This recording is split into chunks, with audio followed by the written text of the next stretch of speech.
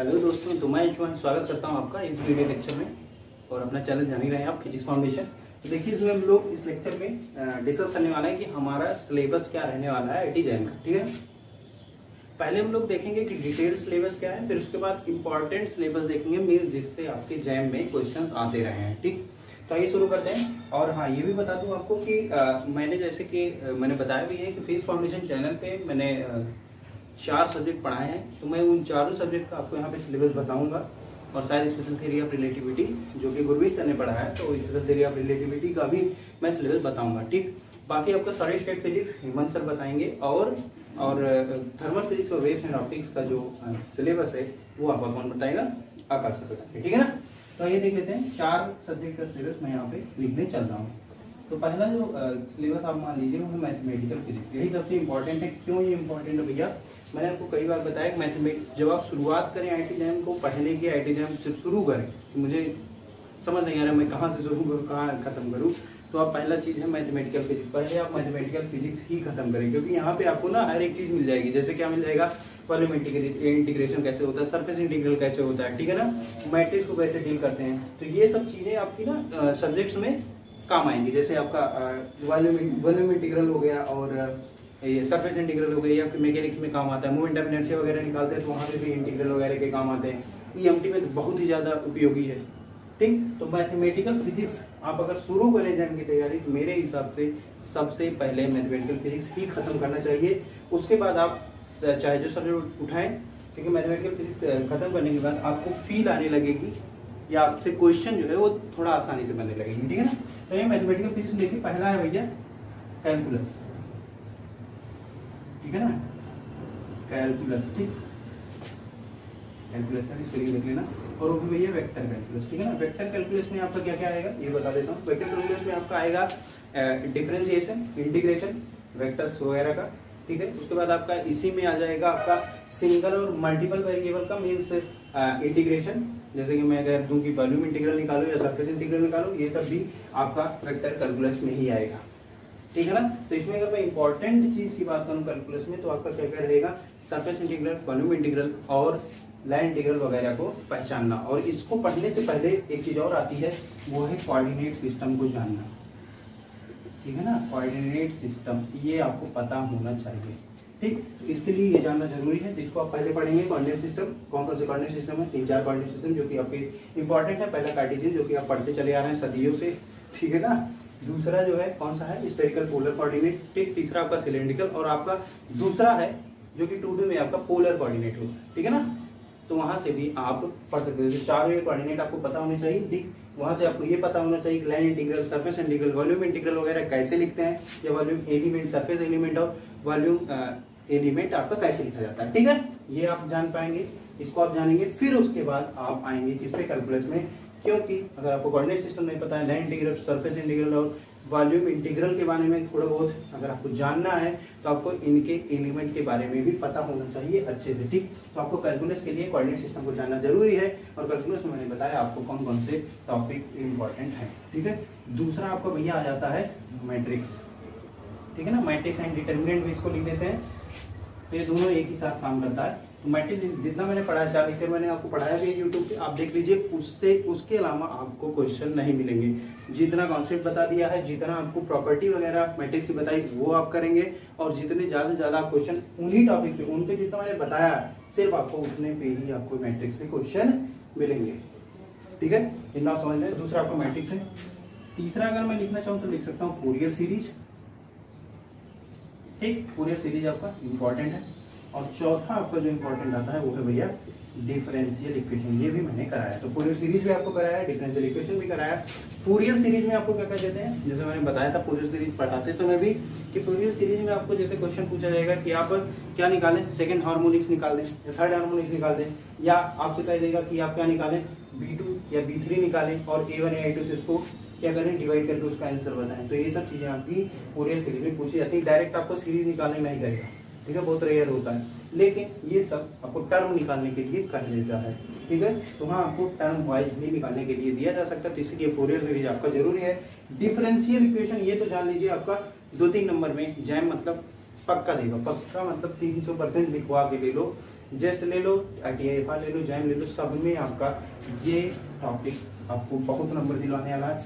Jam में आपको 2 से 3 मार्क्स दिलवाएगा, TIFR में आपको 3 मार्क्स पक्का दिलवाएगा, और जेस्ट में भी आपको 3 मार्क्स ये दिलवाएगा, ठीक है ना। तो ये MCQ में भी पूछा जा सकता है जेस्ट में, और NAT में भी पूछा जा सकता है। तीनों में बात कर रहा हूँ, तीनों में भी MCQ में भी पूछा जा सकता है या NAT में, ठीक है। तो आप इसको ध्यान में रखेंगे कि डिफरेंशियल इक्वेशन आपका बहुत ही ज्यादा जरूरी है। मतलब अगर मुझसे कोई पूछे मैथमेटिकल फिजिक्स में मैं कोऑर्डिनेट सिस्टम के बाद क्या पढ़ूंगा, मैं डिफरेंशियल इक्वेशन कहता हूँ, ठीक। तो आप क्या करेंगे, पहले कोऑर्डिनेट सिस्टम वगैरह ये सब पढ़िए, फिर आप जैसे पढ़ना चाहें आप पढ़ सकते हैं, लेकिन मैं कह रहा हूँ पहले ये पढ़ें, फिर उसके बाद ये पढ़ें, फिर मैट्रिक्स, फिर उसके बाद फोरियर सीरीज। फोरियर सीरीज कई बार नहीं भी पूछता है, ठीक है, लेकिन आपका डिफरेंशियल इक्वेशन, मैट्रिक्स और एक कैलकुलस, ये आपके इंपॉर्टेंट टॉपिक्स हैं। तो मतलब कि अगर मैं इसको ठीक करना चाहूँ तो ये तीनों हैं ठीक करेक्ट, ठीक है। इसके बाद छोटे छोटे टॉपिक आते हैं, जैसे टेलर एक्सपेंशन हो गया, कभी कभी पूछ लेता है, और आपका हो गया कॉम्प्लेक्स एनालिसिस। तो ये सब मैं नहीं लिख रहा हूँ, क्यों? क्योंकि आपका वो बहुत ही ज़्यादा मैं इसको इम्पोर्टेंट मानता नहीं हूँ, क्योंकि उससे बहुत ही रेयर क्वेश्चन आते हैं, कभी कभी आता है, कभी कभी नहीं आता है। मैं लिख भी लो कॉम्प्लेक्स एनालिसिस, ठीक है ना, एंड कौन सा भैया, टेलर एक्सपेंशन हो गया, टेलर एक्सपेंशन, ठीक है ना। तो इस पे भी आपको क्वेश्चन कभी कभी मिल सकते हैं, ठीक। और मैंने पढ़ा दिया, तो जितना मैंने पढ़ाया उसी से ही थोड़े बहुत आपके क्वेश्चन अगर आने भी होंगे तो उतने ही आएंगे, उससे ज़्यादा नहीं आएंगे, ठीक। तो ये रियल टॉपिक है, और आपका ये फोरियर सीरीज ये भी आपका मैं रियल टॉपिक मान सकता हूँ। बाकी ये 3 टॉपिक आपके मैथमेटिकल फिजिक्स में काफ़ी इंपॉर्टेंट हैं, ठीक है। इसके बाद आता है, देखिए मैथमेटिकल फिजिक्स बस इतना ही है भैया, जितना मैथमेटिक्स बता रहा हूँ सिर्फ और सिर्फ इतना है, इसके अलावा नहीं है, ठीक। इसके बाद मैं अगर लिखना चाहूँ तो लिखूंगा भैया मैकेनिक्स। मैकेनिक्स में देखिए, मैकेनिक्स में मैंने अपने फिजिक्स फाउंडेशन चैनल पे जो पढ़ाया है अराउंड 23 लेक्चर्स हैं, ठीक है ना। अगर मैं उनको डिवाइड करना चाहूँ तो 4-5 भागों में डिवाइड करूंगा, ठीक है ना। तो उसमें पहला भाग जो आएगा आपका जनरल मैकेनिक्स आएगी, जो कि आपकी न्यूटोनियन मैकेनिक्स जिसको आप कह सकते हैं, जो कि न्यूटन लॉ से ही सॉल्व हो जाती है। दूसरा मैं ये कहूँगा कि कंजर्वेशन लॉज पे जो एक मैकेनिक्स चलती है, एक मैकेनिक्स चलती नहीं, मतलब ऐसा नहीं कह सकते हो कि कंजर्वेशन लॉ ही उसमें लगेगा, नहीं, वो न्यूटन लॉ ऑफ मोशन से भी लग सकते हैं, लेकिन आप उसमें कंजर्वेशन इक्वेशन अपनी आप लगा सकते हो, ठीक है ना। तो न्यूटोनियन मैकेनिक्स जिसमें आपको न्यूटन लॉ ऑफ मोशन लगाने, दूसरा आपका ऐसे क्वेश्चन जिसमें आप कंजर्वेशन लॉज लगाओगे। तीसरा मैं अगर डिवाइड करना चाहूँ लगाऊंगा सेंटर ऑफ मास, चौथा लिखूंगा मैं सेंट्रल फोर्स, पांचवा में लिखूंगा रोटेशन, छठवां लिखूंगा आपका फ्लूइड मैकेनिक्स, ठीक है ना। इसमें अगर मैं लिखना चाहूँ, देखिए पहला मैं लिखना चाहूँ तो न्यूटोनियन मैकेनिक्स, ये आपको 12th में भी है, ठीक है ना। न्यूटोनियन मैकेनिक्स अगर आप जिसको बेसिक से शुरू करना है, प्रेम से वहां से सीखते हुए चलना है, तो आप क्या करें, लेक्चर वगैरह देखें। लेक्चर नहीं देखने चाहते हैं तो आप 12th की बुक उठाएं, HC वर्मा वगैरह, वहाँ से आप 11th-12th की जो बुक है उसमें आप न्यूटोनियन मैकेनिक्स, आप न्यूटन लॉ ऑफ मोशन पे आप सवाल लगा सकते हो। और इसमें क्या है, विद फ्रिक्शन, फ्रिक्शन यहाँ पे लिख सकते हो, फ्रिक्शन के साथ। और इसी में आ जाता है आपका क्या क्या, और आपका वो भी आता है कि जैसे डायरेक्ट फोर्स वगैरह लगते हैं, उसमें आप न्यूटन का लॉ कैसे लगाओगे, ठीक है। तो ये सब चीजें मैं कह रहा हूँ कि न्यूटोनियन मैकेनिक्स में आता है, मतलब कि आपको वहाँ पे न्यूटन का लॉ F=ma लगाना पड़ेगा, ठीक है। इक्वेशन आप मोशन पे आपके रियल क्वेश्चन आते हैं, लेकिन आप कह भी सकते हो कि यहाँ पे एक और पॉइंट डाल दो, काइनेमेटिक्स, ठीक है, काइनेमेटिक्स आप डाल सकते हो, ठीक। काइनेमेटिक्स में आपका सब कुछ आ जाता है, जैसे कि आपका क्या क्या आ जाता है, लिली बोलो। काइनेमेटिक्स में आपका आ जाता है भैया प्रोजेक्टाइल मोशन आ जाता है, ठीक है। और डिफरेंट कोऑर्डिनेट सिस्टम में आपकी वेलोसिटी और एक्सीलरेशन वगैरह भी इसी काइनेमेटिक्स में आता है, ठीक है। उसके बाद आपका F=ma पे क्वेश्चन। तीसरा मैं कहूँगा कंजर्वेशन लॉज पे, कंजर्वेशन लॉज। और कंजर्वेशन लॉज अब आप जान ही रहे हैं, जैसे conservation of angular momentum, conservation of momentum, linear momentum और कंजर्वेशन ऑफ एनर्जी। अब देखिए एंगुलर मोमेंटम की बात आ गई, मतलब कि आपको एंगुलर मोमेंटम पता होना चाहिए, और कंजर्वेशन ऑफ एंगुलर मोमेंटम आता कहाँ से, टॉर्क से, तो मतलब आपको टॉर्क भी उससे कनेक्ट है, समझ पा रहे हो ना। तो जैसे अगर मैं कहूँ कि कंजर्वेशन ऑफ एंगुलर मोमेंटम, जैसे L जैसे मैं लिखता हूँ dl/dt, जो मेरा कंजर्वेशन ऑफ एंगुलर मोमेंटम आता है, तो यहीं से आता है, ठीक है। अगर यहाँ से आता है तो आपको क्या पता होना चाहिए, टॉर्क भी पता होना चाहिए और एंगुलर मोमेंटम भी पता होना चाहिए। तो ये वो इसी टॉपिक के अंदर आ गए, ठीक है। मैं इतना डिटेल में नहीं जाऊंगा, लेकिन आपको बता दे रहा हूँ। देखिए टॉर्क आपको पता होना चाहिए और एंगुलर मोमेंटम आपको पता होना चाहिए, वो भी आपके टॉपिक्स हैं। और यहाँ पे टाउ अगर 0 होता है तो dl/dt को 0 हो जाता है, यहाँ से L आपका क्या हो जाता है, कंजर्व हो जाता है। ठीक है, और इसी में एक इंपॉर्टेंट जो कॉन्सेप्ट आता है भैया होता है इक्विलिब्रियम का। ठीक है, इक्विलिब्रियम का कॉन्सेप्ट जिसमें आपका नेट फोर्स हम कहते हैं 0 होती है, और कहते हैं कि किसी पॉइंट के अबाउट जो हमारा टॉर्क होता है वो क्या होता है, वो भी 0 होता है। ठीक है, तो हम कहते हैं कि लीनियर फोर्स और रोटेशनल फोर्स वो क्या हो जाते हैं भाई, दोनों 0 होते हैं, तो वहाँ पे हम इक्विलिब्रियम का कॉन्सेप्ट लगाते हैं। तो यहाँ पे आप लिख सकते हो इक्विलिब्रियम कॉन्सेप्ट। ठीक है, इसके बाद आपका आता है कि पार्टिकल अंडर ए पोटेंशियल। इस पे आपके क्वेश्चन बनते हैं, क्वेश्चन आए भी हैं 2-3 साल में जैम में। यहाँ पर लिख सकते हो particle in a potential, in a given potential. ठीक है ना, इस पे कॉम्पिटिटिव एग्जाम्स के जो रिटन टेस्ट होते हैं उसमें क्वेश्चन आते हैं इससे। ठीक है ना, तो ये आप इसको इंपॉर्टेंट टॉपिक करके लिख सकते हो। आगे देखिएगा, पहले मैं पूरा टॉपिक लिख रहा हूँ, फिर आपको बताऊंगा कि इंपॉर्टेंट टॉपिक कौन कौन से हैं। फिर उसके बाद आपका भैया सेंटर ऑफ मास शुरू हो जाता है। ठीक है, सेंटर ऑफ मास आपका जब खत्म होगा, इसका डायनेमिक्स भी आपको सेंटर ऑफ मास वाली बात तो निकालना, फिर इसका डायनेमिक रेयर होता है लेकिन आपको पता होना चाहिए। ठीक है, सेंटर ऑफ मास आप करोगे। फिर उसके बाद आपका आता है सेंट्रल फोर्स। ठीक है ना, सेंट्रल फोर्स से पहले सेंटर ऑफ मास के बाद यहाँ पे मैं कॉमा करके लिख दे रहा हूँ, आपके आते हैं फिक्टिशियस फोर्स। फिक्टिशियस फोर्सेस, इसकी स्पेलिंग वगैरह देख लीजिएगा। इसमें आपके कोरोनियल फोर्स और सेंट्रीफ्यूगल फोर्स वगैरह ये आपको पता होना चाहिए। ठीक है ना, सेंट्रल फोर्स से पहले आपको ये पता होना चाहिए, तो आपको वहाँ पे क्या सेंट्रीफ्यूगल फोर्स और कोरोनियल फोर्स के बारे में पता होना चाहिए। तो आप इसको जरूर करेंगे, ये इंपॉर्टेंट टॉपिक है भैया। ठीक है ना, तो इसको आपको करना पड़ेगा। फिर उसके बाद आता है आपका सेंट्रल फोर्स। सेंट्रल फोर्स होने के बाद आता है भैया रोटेशन। ठीक है ना, प्योर आपको रोटेशन में मैंने बताया था जनरल रोटेशन है और एक प्योर रोटेशन। तो प्योर रोटेशन में आपका रोलिंग वगैरह, ठीक है, और जनरल रोटेशन आपका कैसे क्या क्या चीजें इसमें होती है वो भी मैंने आपको बताया था। तो आपको रोटेशन आ जाएगा, और इसके बाद जो लास्ट टॉपिक आएगा वो आपका क्या आएगा, फ्लूइड मैकेनिक्स। ठीक है, और ये आपका एंड होगा किसका, मैकेनिक्स और जनरल प्रॉपर्टीज ऑफ मैटर, जो करके आपका एक पैराग्राफ लिखा रहता है आपके जेएम के सिलेबस में। ठीक है, तो मैंने क्या क्या बताया, देखिए काइनेमेटिक्स।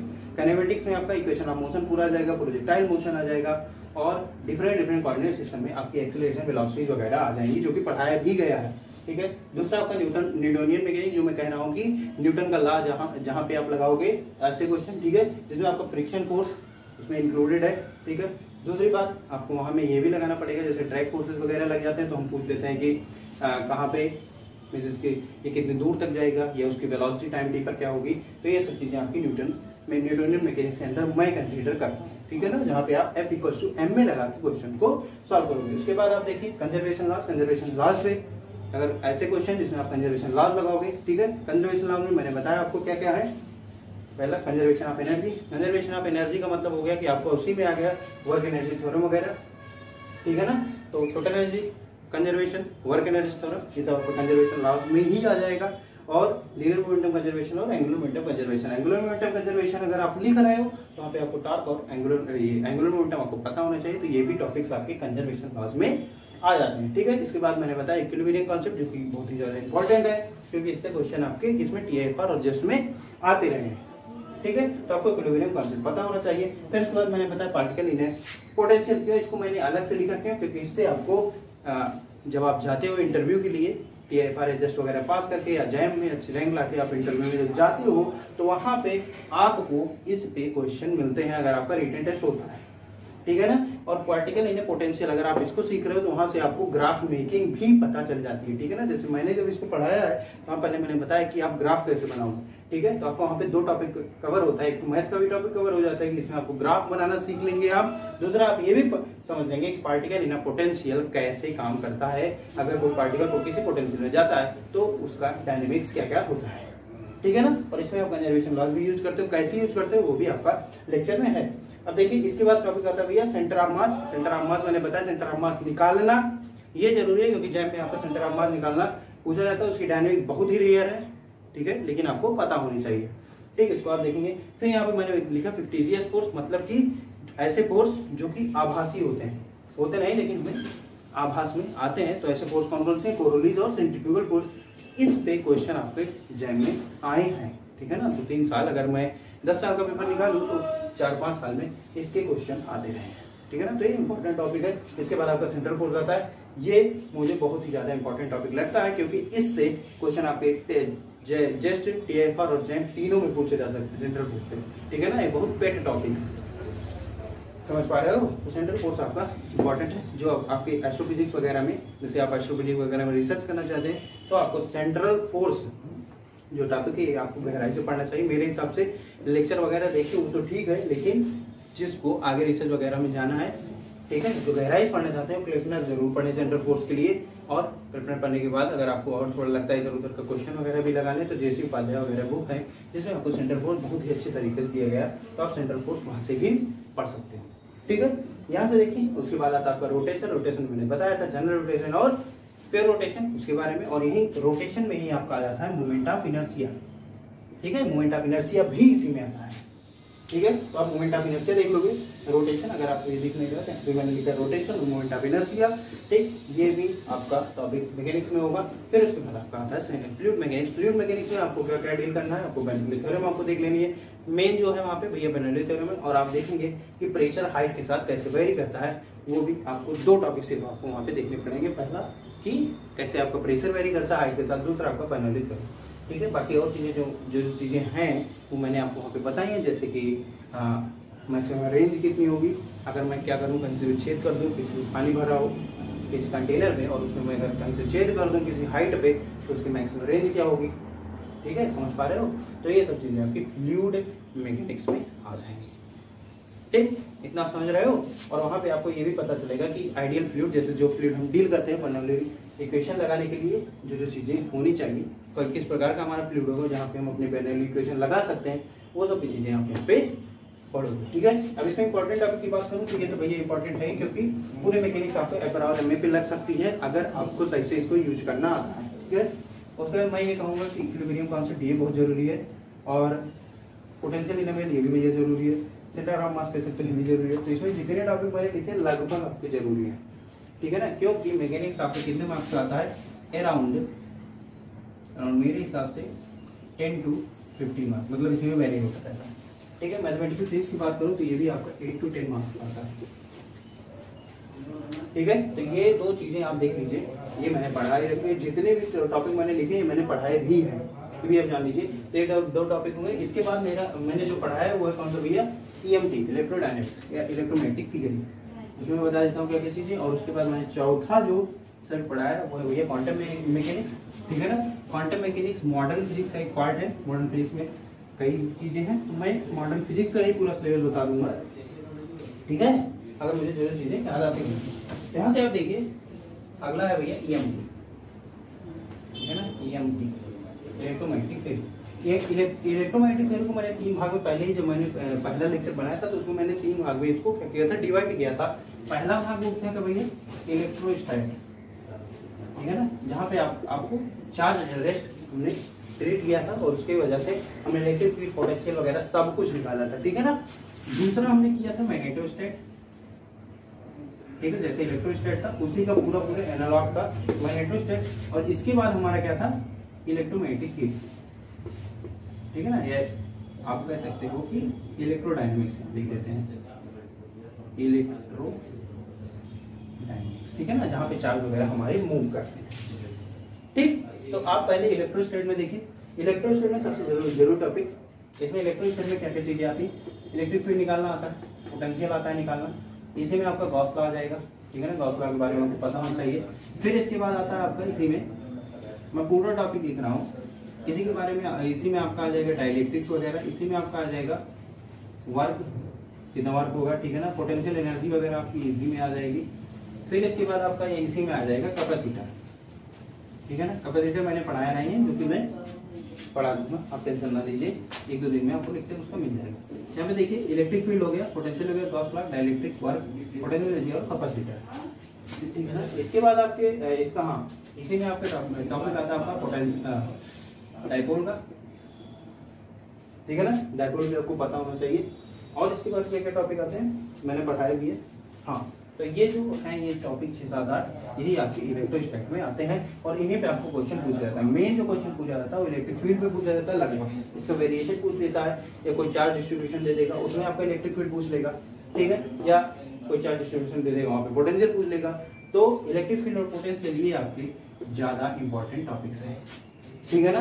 आपके 2020 में आपको पोटेंशियल एनर्जी पूछा गया था, तो ये भी आपको पढ़ाया गया है। और जो मैंने सवाल लगवाया था, जो मैंने क्वेश्चन लगवाया था, उसी का एकदम डिट्टो क्वेश्चन आया था, ठीक है ना। डिट्टो क्वेश्चन आपका जैम 2020 में आपका पोटेंशियल एनर्जी पे क्वेश्चन आया था, ठीक है। अगर आपने वो लेक्चर देखा होगा, वो क्वेश्चन सही से ईमानदारी से किया होगा, तो आप पोटेंशियल एनर्जी का वो क्वेश्चन कर लोगे, ठीक है। तो इतना आप ध्यान में देंगे। क्योंकि डाइपोल इलेक्ट्रिक फील्ड का मैंने आपको इक्वेशन वगैरह में बताया था। अभी इलेक्ट्रिक फील्ड की जो इक्वेशन बताई थी, और जान लीजिए DIFR में उससे सीधा सीधा क्वेश्चन आया था, ठीक है। इलेक्ट्रिक फील्ड की इक्वेशन, इलेक्ट्रिक फील्ड लाइन जो है उसकी इक्वेशन क्या होगी, उस पे डायरेक्ट क्वेश्चन आपका DIFR में पूछा था। कुछ लोग नहीं कर पाए, कुछ लोग जो सही से ईमानदारी से पढ़े थे वो लोग कर लिए, ठीक है ना। तो वहाँ पे इलेक्ट्रिक फील्ड लाइन की इक्वेशन वगैरह भी मैंने बताई है, और भी बहुत चीजें वहाँ पे मैंने डील की है। वहाँ पे आपका डायलेक्ट्रिक अगर मैंने कह दिया तो इसमें डायलेक्ट्रिक के क्वेश्चन भी, गॉस लाइन डायलेक्ट्रिक, ये सब चीजें आपका डायलेक्ट्रिक्स में आ जाती है। तो ये 6-7 टॉपिक हैं, जैसे इलेक्ट्रिक फील्ड पोटेंशियल आपने Gauss law, dipole, dielectric, work, potential energy, और यहाँ पे कैपेसिटर, ठीक। इतना टॉपिक आपका किसमें कवर होता है, इलेक्ट्रोस्टैटिक में। यहाँ पे मैग्नेटोस्टैटिक में भी सिंपल, जैसे मैग्नेटिक फील्ड निकालना वगैरह, ठीक है ना। Wires magnetic field, wires word law, ये सब चीजें, एम्पियर सर्क्यूटल लॉ, यहाँ से आपको ये सब मैग्नेटोस्टैटिक में आपको पढ़ना पड़ेगा, ठीक है ना। यहाँ पे मैं लिख देता हूँ मैग्नेटिक फील्ड कैलकुलेशन, ठीक है ना। मेन यही है आपका मैग्नेटिक फील्ड कैलकुलेशन। आपको पूछा भी जाएगा तो आपको मैग्नेटिक फील्ड ही कैलकुलेट करने पूछा जाएगा। लगभग जो नेट वगैरह में भी क्वेश्चन आते हैं तो इसी पे आते हैं मैग्नेटिक फील्ड कैलकुलेशन पे। तो आप किससे निकाल रहे हो मैटर नहीं करता है, आप बस निकाल रहे हो, ठीक है ना। तो बायट सवटला है आपके पास, एम्पियर सर्कुलर है जो कि थोड़ा इजी बना देता है क्वेश्चन को, ठीक है ना। जो क्वेश्चन आता है उसको करने में थोड़ा इजी होता है हमें, ठीक। तो एम्पियर सर्कुलर लॉ हो गया, और कुछ स्टैंडर्ड रिजल्ट वगैरह भी मैंने करवाए थे, आपको लिखवाए थे, उसको भी आप याद करोगे।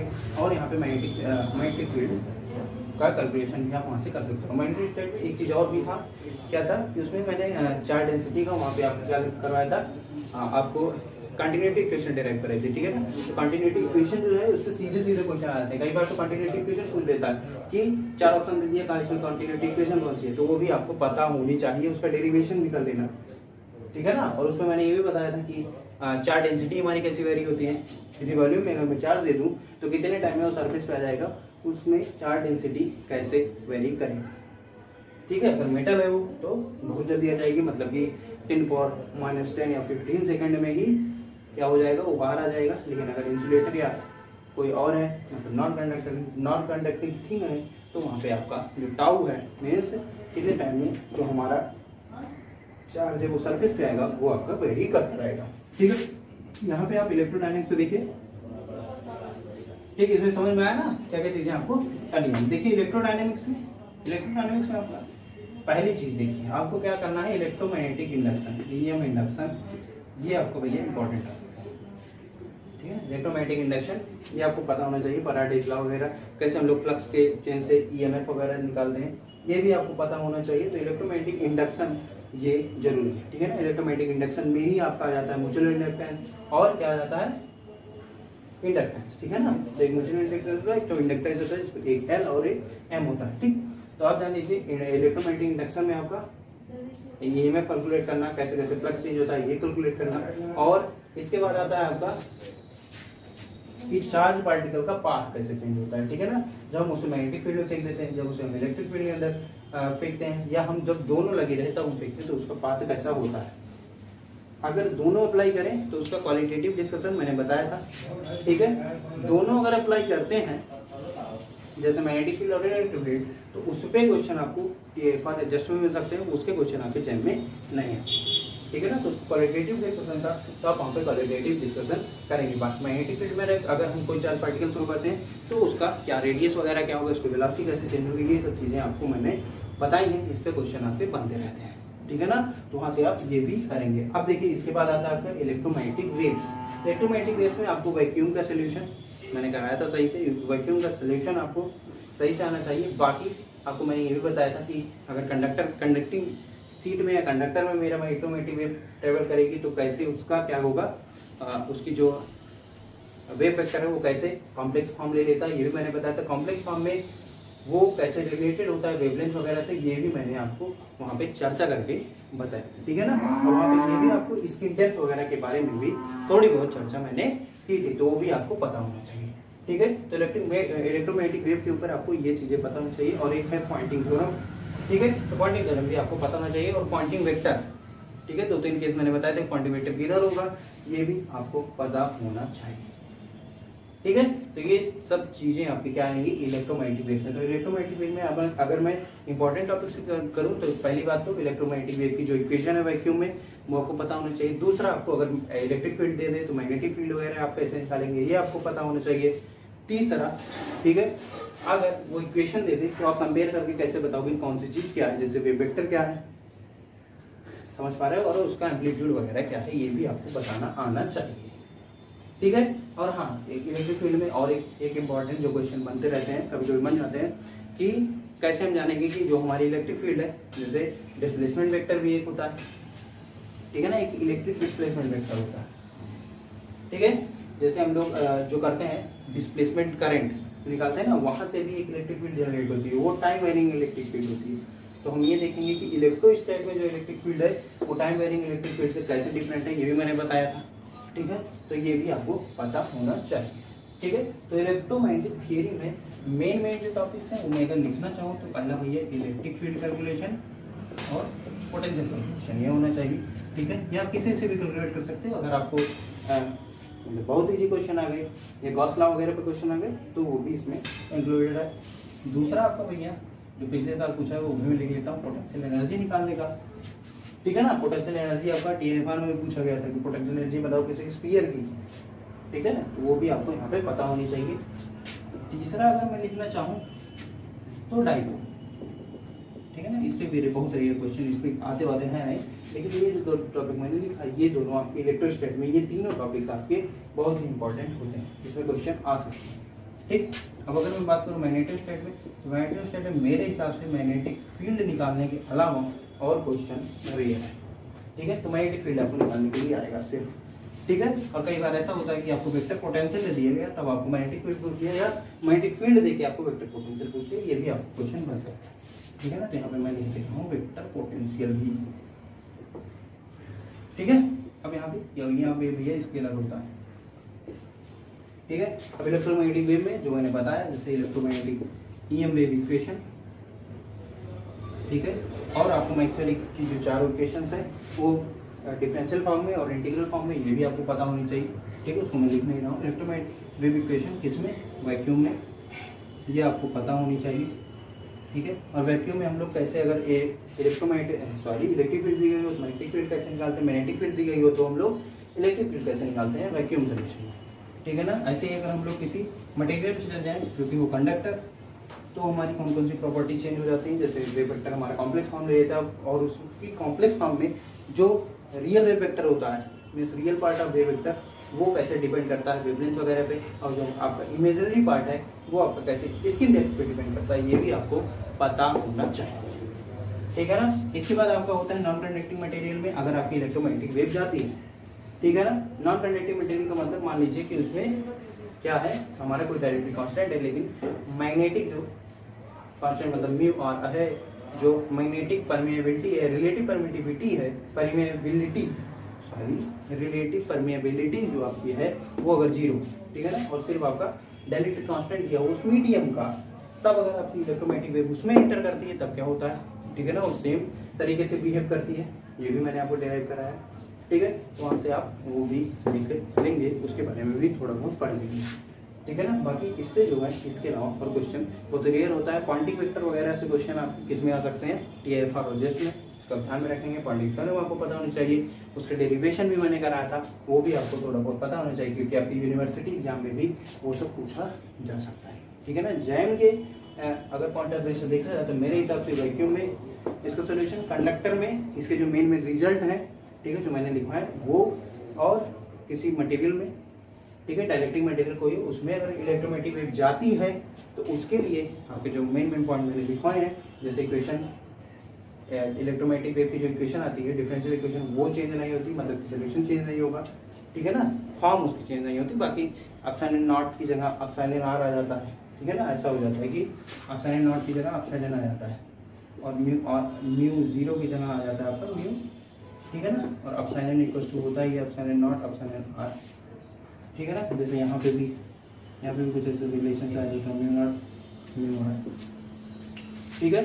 तो आपका क्या हो जाता है, इसकी जगह ये आता है, ये आता है, बाकी आपकी डिफरेंशियल इक्वेशन से होती है। अगर हमारा नॉन कंडक्टिंग मीडियम में मीन्स आपको किसी मटेरियल में जिसका डायरेक्ट कांस्टेंट वगैरह और ये मैग्नेटिक परमेबिलिटी दी गई है, वहां पे आपकी इलेक्ट्रोमैग्नेटिक वेव जाती है तो कैसे चेंज होती है ये भी आपको वहां से पता होगा, ठीक है ना। तो ये सब ये जो इतने पॉइंट मैंने लिखे ये आपके इंपॉर्टेंट पॉइंट है। इलेक्ट्रिक फील्ड जैसे किसी चार्ज डिस्ट्रीब्यूशन जैसे रो दे दिया गया, सिग्मा दे दिया गया या लैम्डा दे दिया गया, यहाँ से आपकी इलेक्ट्रिक फील्ड कैसे निकलेगी ये भी इंपॉर्टेंट है, ठीक है ना। तो अगर मुझसे पूछा जाए कि मैं लास्ट टाइम में क्या पढ़ना पसंद करूंगा एग्जाम देने से पहले, तो मैं इन्हीं टॉपिक्स को सिर्फ रिवाइज करूंगा, ठीक है ना। बाकी इस पे आपका पूरा सिलेबस भी कवर हो जाता है, ठीक है। तो इलेक्ट्रोमैग्नेटिक थ्योरी में आपको मैंने सिलेबस बताया, इतना सिलेबस है आपका, ठीक है। अगर आपने इतना पढ़ा है तो मतलब कि आपका सिलेबस कंप्लीट है, ठीक है। और ये इंपॉर्टेंट आपने जो कि आपकी लास्ट मिनट मीन्स आपको लास्ट मिनट ना करके आप ऐसा कह दीजिए कि लास्ट 2-3 दिन में आपको यही टॉपिक्स पढ़ने चाहिए जो मैंने यहाँ पे लिखे हैं, ठीक है।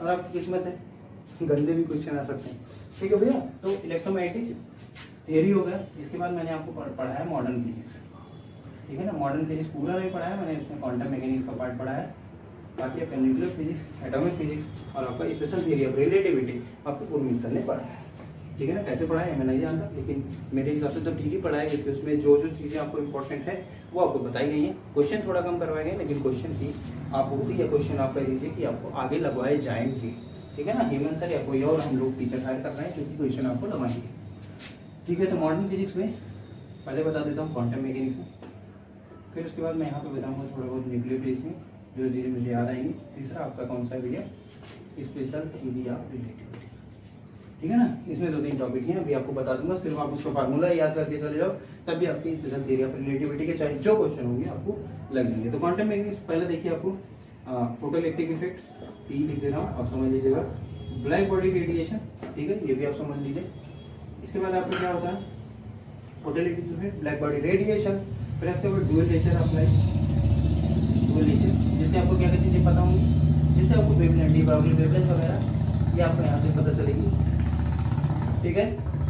मैं आपको बुलेट वगैरह में बताया पहले भी लेक्चर में आपको इलेक्ट्रॉनिक्स के डायरेक्ट से पढ़ाया है, वहाँ पे मैंने बताया भी है कि आपको बुलेट वगैरह का थोड़ा दिक्कत है, क्योंकि बुलेट आती जाती रहती है तो मैं उसको रोक नहीं सकता, ठीक है ना, क्योंकि मुझे लड़ाई नहीं नहीं जा रहा।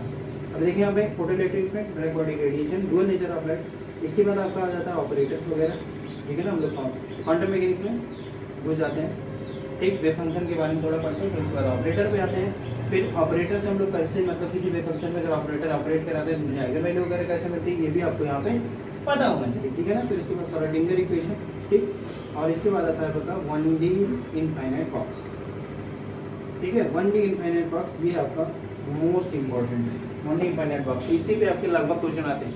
1D इनफाइनाइट बॉक्स सिमेट्रिक और एसिमेट्रिक, सिमेट्रिक का मतलब ऑरिजिन से बराबर दूरी पे हमारा इनफाइनाइट बॉक्स है, जैसे ये हो गया, ये हमारा हो गया -a, ये हमारा होगा सिमेट्रिक, और अगर ये 0 से हो a तक तो हमारा होता है एसिमेट्रिक, ठीक है। तो सिमेट्रिक और एसिमेट्रिक इनफाइनाइट 1D बॉक्स ये आपको बहुत ज़्यादा जरूरी है। इसके बाद आपका होता है 1D लीनियर हार्मोनिक ऑसिलेटर, ठीक है ना, लीनियर हार्मोनिक ऑसिलेटर 1D में, ठीक है। इसको भी आपको पढ़ना होगा, जो मैंने पढ़ाया भी है काफ़ी अच्छे से, मैंने पढ़ाने की कोशिश की है। अगर आप उसको सही से देखते हो तो आपका 1D लीनियर हार्मोनिक ऑसिलेटर का जो टॉपिक है वो आपको क्लियर हो जाएगा।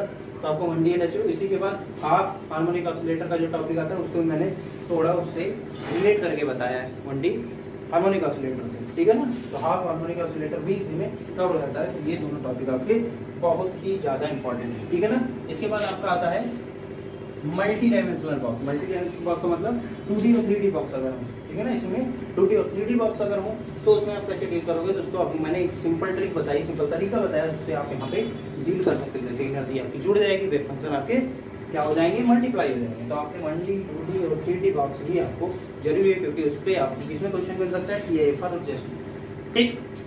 मेन सबसे यही है कि आपको 1D लीनियर हार्मोनिक ऑसिलेटर और 1D बॉक्स का जो है कॉन्सेप्ट वो आपको पता होना चाहिए, ठीक है ना। तो इतना हो गया। इसके बाद आपका होता है स्टेप पोटेंशियल, पोटेंशियल बैरियर जिसको आप कहते हो, ठीक है ना।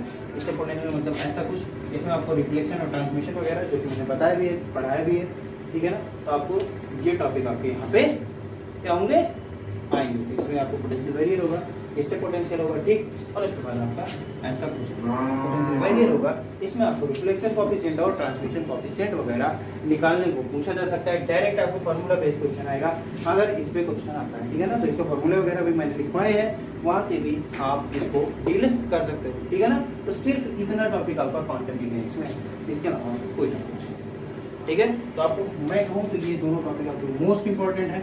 ऑपरेटर आपको थोड़ा बहुत इंपॉर्टेंट है, और इसके बाद कभी कभी रेयर केस है कि आपको फोटोइलेक्ट्रिक और ब्लैक बॉडी रेडिएशन से भी क्वेश्चन पूछ लिए जाते हैं। बाकी ये भी थोड़े थोड़े इंपॉर्टेंट है। मतलब अगर मैं कहूँ तो ये 100% इंपॉर्टेंट है, ये आपके 60% इंपॉर्टेंट है, और ये आपको 50% इंपॉर्टेंट टॉपिक है, ठीक है ना। ये हो गया। न्यूक्लियर फिजिक्स में आप देखें, न्यूक्लियर फिजिक्स में आपको क्या पता होना चाहिए, न्यूक्लियॉन्स के बारे में पता होना चाहिए।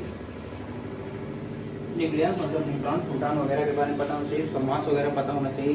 यहीं से आपको पता होना चाहिए क्वांटम एनर्जी कैसे निकलती है, ठीक है ना। क्वांटम एनर्जी के बाद आपको पता होना चाहिए कि न्यूक्लियर रिएक्शन के बारे में थोड़ा बहुत, ठीक है ना, अल्फा डीके बीटा डीके वगैरह, ठीक। तो यहाँ पे आप लिख सकते हैं न्यूक्लियर रिएक्शन। इसके बाद आप लिख सकते हो law of radioactive decay, law of radioactive decay, ठीक है ना। Law of radioactive decay पता होना चाहिए, और आपको जो लास्ट टॉपिक है वो पता होना चाहिए रेडियो एक्टिविटी, ठीक है ना। और इसी में क्या होता है भैया, हाफ लाइफ वगैरह, इसमें टी हाफ, ठीक है, और रेडियो एक्टिविटी कांस्टेंट लैम्डा, ये सब चीजें आपको इसी में पता चलेंगी। तो आपकी ये टॉपिक है सिर्फ आपके न्यूक्लियर में, जो कि आपकी जैम सिलेबस में, बस आप इतना ही पढ़ें, इसके नाम कुछ ना पढ़ें, ज्यादा के लिए जाएंगे तो कम ही नहीं पढ़ पाएंगे, ठीक है ना। अब आइए special theory of relativity. Special theory of relativity पहले दिया हुआ पोस्टुलेट, पोस्टुलेट आपको पता होना चाहिए, क्योंकि इसी पे पूरी स्पेशल थ्योरी ऑफ रिलेटिविटी आपकी क्या है,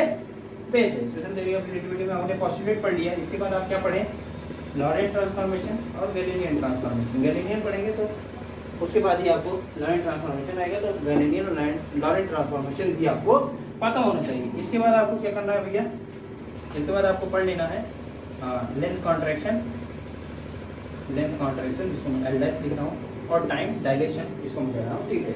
लेकिन लेंथ कॉन्ट्रैक्शन और टाइम डायलेशन आपको पढ़ लेना है। इसके बाद जो टॉपिक आता है, ठीक है, इसके बाद आता भैया वेलोसिटी एडिशन, ठीक है। वेलोसिटी एडिशन का मतलब अगर मेरा पार्टिकल को इधर जा रहा है तो मेरे पार्टिकल इधर जा रहा है और एंगल थीटा बना रहा है, तो मेरा v12 मतलब कि velocity of one relative to two, जो रिलेटिविस्टिक रिलेटिव वेलोसिटी है वो आपकी कैसे आएगी, ठीक है ना। देखो वेलोसिटी ऑफ वेलोसिटी एडिशन, ठीक है, ये आप कर लेंगे, और ये हमारी रिलेटिव वेलोसिटी, तो ये भी आपको पता होनी चाहिए। समझ पा रहे हो। जैसे v12 इसमें लिखते हैं ना, v12 तो v1 minus v2 1 minus v1 v2 by c square, ऐसा कुछ करके वेलोसिटी एडिशन का फॉर्मूला है ना। ये वेलोसिटी एडिशन है, और ये हमारी रिलेटिविस्टिक वेलोसिटी। इसमें ये हमारी जो वेलोसिटी है, इसमें आपका क्या होता है, सीधी लाइन में जाते हैं, ठीक है ना। इसमें हम कह रहे हैं कि अगर हम किसी भी एंगल पे जाए, जैसे ये v1 हो, ये v2 हो, अगर हमारी वेलोसिटी किसी भी एंगल पे हो, तब हम कैसे अपनी रिलेटिविस्टिक वेलोसिटी लिखेंगे, या रिलेटिविस्टिक रिलेटिव वेलोसिटी हम कैसे उसकी कैलकुलेट करेंगे, ये आपको फार्मूला यहाँ पे मिलेगा। अगर आपने गुरमीत सर ने आपको पढ़ाया तो वहाँ पे आपको रिलेटिविस्टिक रिलेटिव वेलोसिटी जो है आपकी किसी भी एंगल पे अगर v1 और v2 है थीटा एंगल पे, तो वहाँ पे क्या होगी, वो आपको वहाँ पे फार्मूला सीधा सीधा रखेंगे, और वहाँ पे आप थीटा का 0 रखोगे तो आपको ये वाला फार्मूला मिलेगा, ठीक है। तो आप वहाँ से ये वाला फार्मूला ही सिर्फ याद करें, क्योंकि इस फार्मूले से आपके जैम जस्ट ये हर तीनों में क्वेश्चन आते रहते हैं, ठीक है ना। ये फार्मूला बहुत ही ज्यादा इंपॉर्टेंट है मेरे, ठीक। लेंथ कॉन्ट्रैक्शन टाइम डायलेशन ये भी आपका इंपॉर्टेंट है, क्योंकि इससे भी विगत 2-3 साल में क्वेश्चन आ रहे हैं, ठीक है ना। तो आपका लेंथ कॉन्ट्रैक्शन टाइम डायलेशन ये आपके दो टॉपिक हो गए, और वेलोसिटी एडिशन मेरे हिसाब से ये हो गया। बाकी आपका मास एनर्जी इक्विवेलेंस है, ठीक है, मास एनर्जी इक्विवेलेंस, जिसको आप एटॉमिक फिजिक्स का भी टॉपिक मान सकते हैं, इसका ही मान लो, जिसको मन किया आप उसको मानो।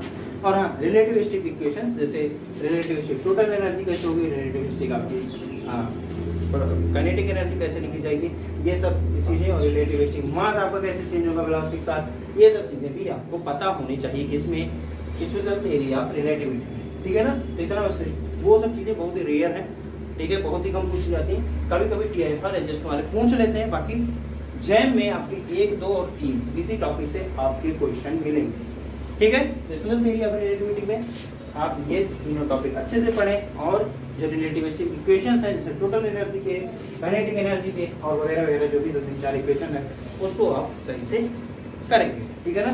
और अगर मैं और आगे जाऊँ स्पेशल थ्योरी ऑफ रिलेटिविटी में जो कि टीएफ और जेस का टॉपिक है, तो अगर मैं और आगे जाना चाहूँ तो उसमें ये भी है कि डॉपलर इफेक्ट रिलेटिविस्टिक वो कैसे होता है, ठीक है ना। तो ये सब चीजें भी आती हैं कभी कभी, तो ये बहुत रहे, ठीक है ना। जैसे हम लोग अगर लॉरेंट ट्रांसफॉर्मेशन किसमें लिखते हैं हम, टाइम और पोजीशन ऐसा ही रिलेट करके लिखते हैं ना। आप लॉरेंट ट्रांसफॉर्मेशन हमारे एनर्जी और मोमेंटम की टर्म में कैसे होगा ये भी आप जान सकते हो।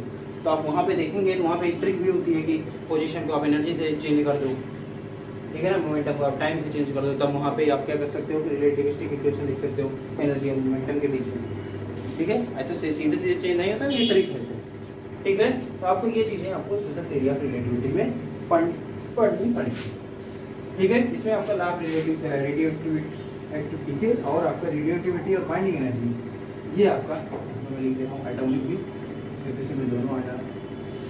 तो आपका क्या है बाइंडिंग एनर्जी, ठीक है, ये आपको पता होना चाहिए। और लाभ रेडियोएक्टिविटी डीके और रेडियो एक्टिविटी, ये आपका 3 टॉपिक आपके न्यूक्लियर फिजिक्स और एटॉमिक थ्योरी में मिला के बोल रहा हूँ, ये तीनों टॉपिक आपके इंपॉर्टेंट है। और स्पेशल थ्योरी ऑफ रिलेटिविटी में ये 3 टॉपिक आपके मोस्ट इंपॉर्टेंट है, ठीक है। तो अगर आपका मॉडर्न फिजिक्स, बाकी बचे 3 सब्जेक्ट कौन कौन से आपको बता दे रहा हूँ।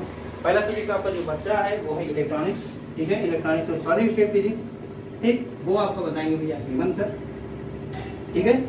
और तीसरा जो आपको बता है, जो तीसरा पार्ट मैं कह सकता हूँ जो कि आकाश सर ने पढ़ाया है, कौन कौन सा आपको वेव्स एंड ऑसिलेशन पढ़ाया या वेव्स एंड ऑप्टिक्स आप कह सकते हो, और थर्मल फिजिक्स, ये दोनों आपको आकाश सर के सिलेबस का ही लेक्चर में उनसे ही बनवाऊंगा, तो वो आपको वहाँ से सिलेबस का लेक्चर मिल जाएगा कौन कौन सा वेव्स एंड ऑसिलेशन का, इलेक्ट्रॉनिक्स और सॉलिड स्टेट फिजिक्स, ठीक है। तो 2 सब्जेक्ट का वो बनाएंगे, 2 सब्जेक्ट का वो बनाएंगे। बाकी ये मैंने 4-5 सब्जेक्ट का आपको सिलेबस बता दिया, जितना सिलेबस बताया सिर्फ और सिर्फ उतना है। बाकी कैपेसिटर का एक टॉपिक है जो कि छूटा है, उसको मैं कराऊंगा, ठीक है। और बाकी जो चीजें मैंने कराई हैं उसको आप अच्छे से पढ़ेंगे, जो मैंने बताया कि इंपॉर्टेंट है उसको बहुत ही ज्यादा अच्छे से पढ़ेंगे, क्योंकि उसके क्वेश्चन आपके आते रहते हैं, ठीक है ना। बस इतना ही था आपका सिलेबस पार्ट 1, इसको मैं पार्ट 1 नाम दे रहा हूँ। पार्ट 2 में आपको जो आकाश और हेमंत सर बनाएंगे वो आपके सिलेबस का पार्ट 2, ठीक है ना। तब तक के लिए मैं अंशुमन चलता हूँ, धन्यवाद।